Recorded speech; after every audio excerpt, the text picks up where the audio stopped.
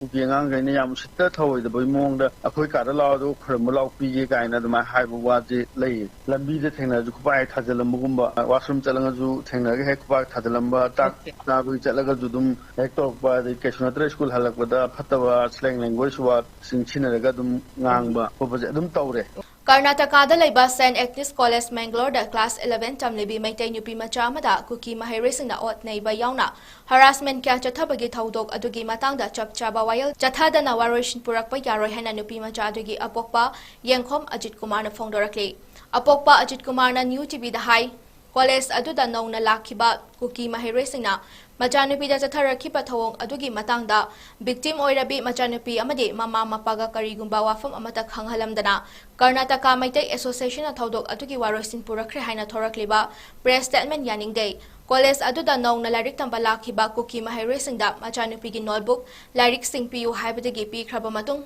piu haibada Kuki sing aduna mangkhre amuk hai makhoigi kada laklaga khurumladi pigani haiba wafam phongdokpa taba nungai tapa wahai kya ngangbaga lonana fuba cheiba kya chatharakpada college ki authority da pau pirabasu action amata lokhate masigi matungda nungai taba thoudok adu thoklaba matungda victim oriba machanupi guardian college authority amadi accused oriba Kuki maheiroising puna phaminaraga waroisin purakadabani masina tana lanai oina waroisin purakpa yaroi haina phongdorakli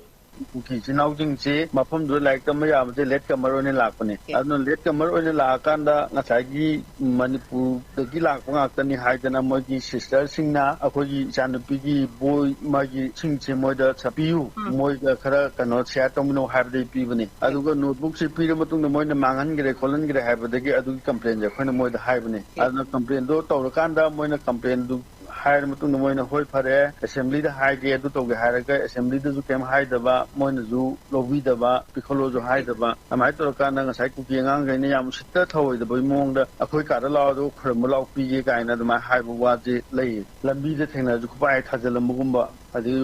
washroom chalanga ju thengna ge hek pa thadalam ba tak na bu chalaga ju dum hek tok ba de keshnatra school halak ba da phatawa slang language wa singchina ga dum ngang ba ko ba dum tawre aduna ngai